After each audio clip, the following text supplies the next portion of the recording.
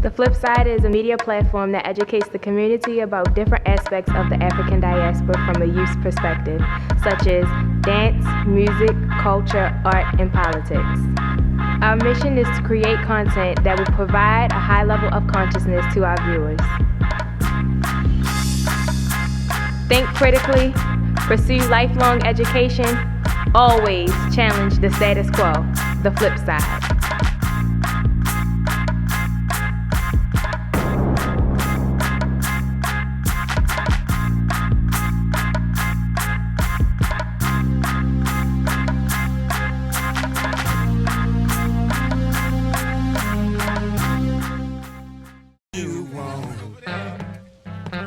Well, the blue been so good to me. Welcome to the FlipSide. My name is Jody Mays. And I'm Simone Speed, and we're here with... Hi, I'm Alan Bomar Jones. Hi, I'm Gary-Kayi Fletcher. Today on the FlipSide, we're covering Fences by August Wilson here at Everyman Theater. So, Mr. Allen, so as being a black guy in theater, what are like your thoughts about theater and August Wilson in theater, and about where you think he was going when he wrote the play Fences? Well, I'll answer your first question first. As being an African American in theater, August Wilson has created a platform for me to perform on a regular basis. Prior to me discovering him, not that he hasn't been around since I've been acting, but prior to me discovering him, it was a struggle. Always going to auditions hoping that they were cast non-traditionally and I would get an opportunity. And then a good friend of mine, Sheila Ramsey, introduced me to August Wilson and said, you need to be looking for this playwright. And ever since then, I've been a working actor. And it's great. And then the second part was about Fences itself. Yes, sir. Fences, I think, is a great story about family traditions. Whether they're good or bad is for you to judge, but my character, Troy, lives his life on the stage with his family, and he is carrying on how he was treated as a son to his son and his wife. And so that's where the values of him comes into play. Now, some people say, he's not a good guy, but I just say that his values are not what we today believe in. So can you guys explain to us how you got into acting and what inspired you to be actors? For me, it was a very, very interesting and unique experience. I was fortunate enough in middle school that I had a music teacher who was very, very involved and had her ear to the ground with a lot of things that were going on, just theatrically. And essentially what happened was I had an opportunity to be in a professional production of A Christmas Carol at the theater in Madison Square Garden when I was younger. And ever since then I was hooked. Stepped away from it for a while because, you know, like most parents who come from other countries, I'm a first-generation American here, you know, they were striving for me to be either a doctor, a lawyer, or something along those lines. And that's basically where I saw myself. And it wasn't until I got back into, you know, into high school and a little later on in college where I started to, you know, nurture that performing artist in me. Stepped away from it for a while, and it just kept on clawing back. So it's a, you know, some things you're meant to do, and you kind of have to, you know, read the signs and listen to your gut, whatever it may be.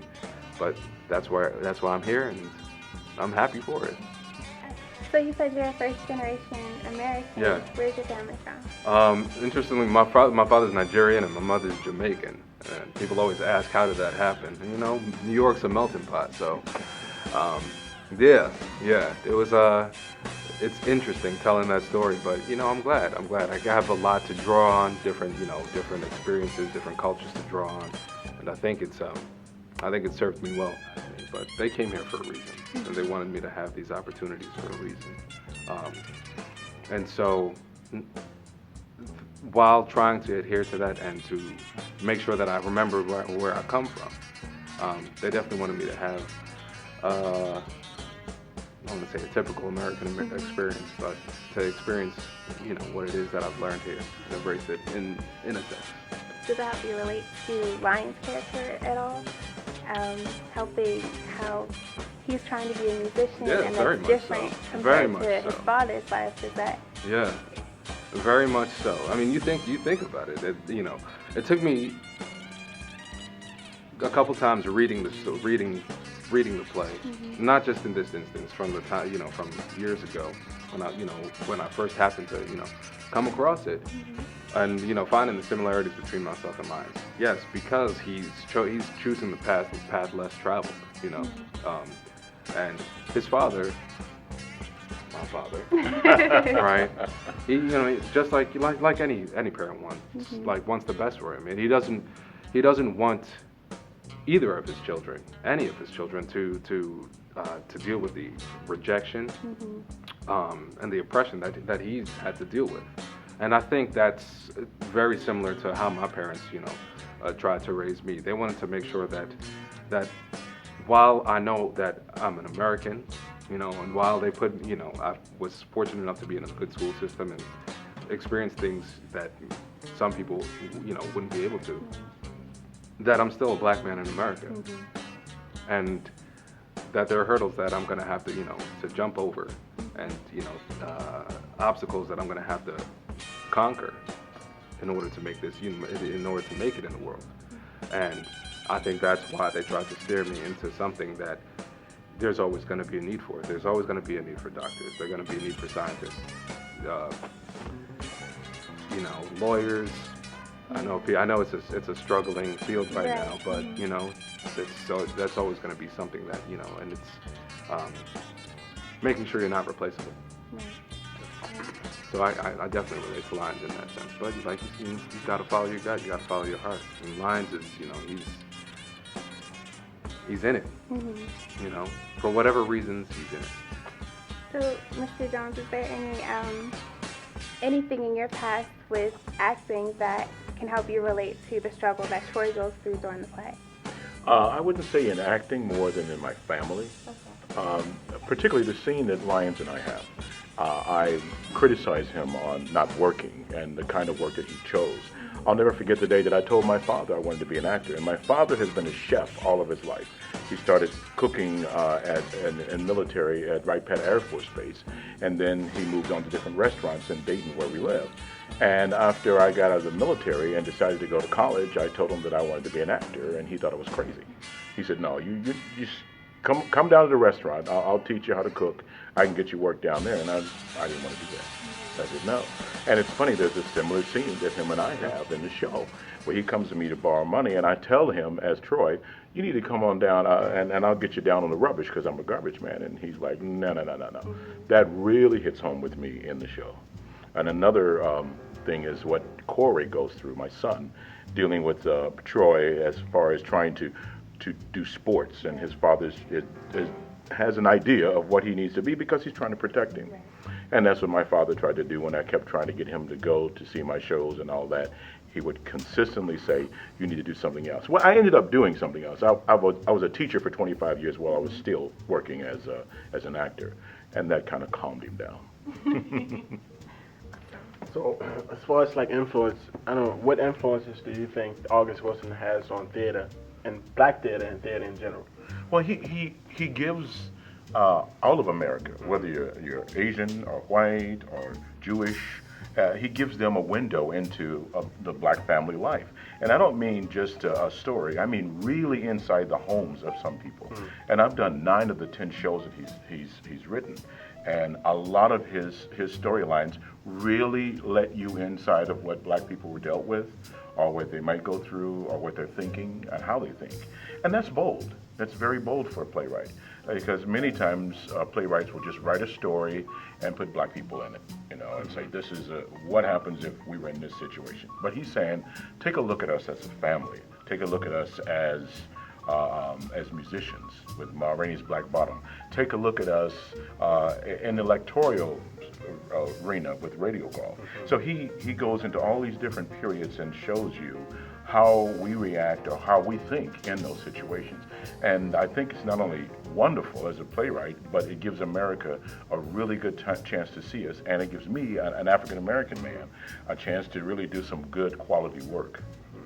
So August Wilson, he was influenced by Amir Baraka in the Black Arts Movement. So do you have like any influence with the Black Art Movement? If so, then how? Well, I wasn't fortunate enough to do a lot of those plays when I was growing up because, like I said, I was trying to get on stage, and a lot of people, unless they were community theater, didn't do Baraka's work. And I ended up doing a lot of the other American playwrights because that's the way theater was. We're talking the 70s and early 80s. And now most of them are mainstream and they're becoming involved. They're doing more of those, which is great. I just finished doing one in Florida, Study the Blind Pig, which is one of the older pieces, and it's a wonderful story, and I was glad to do that. And what it reminds me of is that we have stories about everything. You know, people tend to put black people in a shell or in a box and say, this is how they are, and this is how they live, not realizing that there's a whole universe of us out here that you just have never seen or experienced. August Wilson was heavily influenced by blues also, a lot of music. And I was just wondering, is there anything that you guys listen to? Do you guys have to go through old music to get into your characters, or new music or any type of music to get into character? Well, yes and no. I mean, if you think about what blues is, you know, it's a cry, Yeah. you know. That's true. It's a wailing. It's a way of dealing with whatever ills that you may be having, depression, whatever. So, I mean, I think that's the beautiful thing about music and everybody's musical taste. You can find something that can touch those notes in almost any genre, whether it's classical music, whether it's reggae, hip hop, something, whatever it may be. And so, yeah, you know, I do have listened to some blues artists and music of the period to prepare me for this role. But, you know, I can find, some of my standards in there that can touch the same chord. So, To me, blues and jazz is the basic of all music. And so him being a poet and also a writer, you can tell in his writing that he has taken the rhythms of blues and the rhythms of jazz in some of our cadences. And as an artist, it has taught me how to deliver by keeping the musical phrasing of his writing. And I'm hoping you get a chance to see it. You'll hear it in our reports. As a matter of fact, in our performance. It was interesting. Our director told us that one night he watched the play with his eyes closed. He just listened to us to see if he could hear the orchestration, to hear the music. Evidently, we did well because he didn't make too many comments about it. yeah, I think that's like, and we're talking about music, basically. And I don't want to be giving too many tricks, of the trade away from Clinton. I don't, but essentially he was talking. This play specifically could be played on the talking drum. Yes. And that was another, and that goes to what Alan was talking about, listening to it, because the cadence of it and the rhythm. It's just hearing those beats, and it's the same as if you were playing the drum, and and I think that's why Clinton was listening, specifically to see if he felt those, and he felt those beats and felt that music, and Yeah. And at certain times when we were rehearsing, and maybe there was an argument going on, he would be there going, boop, boop, boop, boop, boop, boop, to give us the tempo of how that argument or that fight had to go, so that it builds. And that was, I've never worked with a director that did that before. And I told him when he left, I don't care where you go, which I could be a tree in the play. If you call me, I will work for you again.